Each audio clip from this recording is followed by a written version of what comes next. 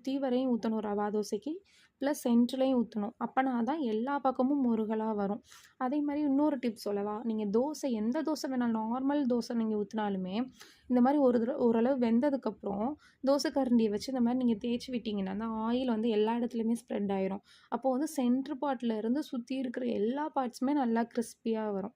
And rava தோசைக்கு double side நீங்கள் போட தேவையில்ல. இந்த மாதிரி சிங்கிள் சைடு எடுத்து வச்சாலே ரொம்ப முருகலாக சூப்பர் அண்ட் டேஸ்டான ரவா தோசை வீட்டிலேயே ரெடி ஆயிரும். ட்ரை பண்ணி பாருங்கள்.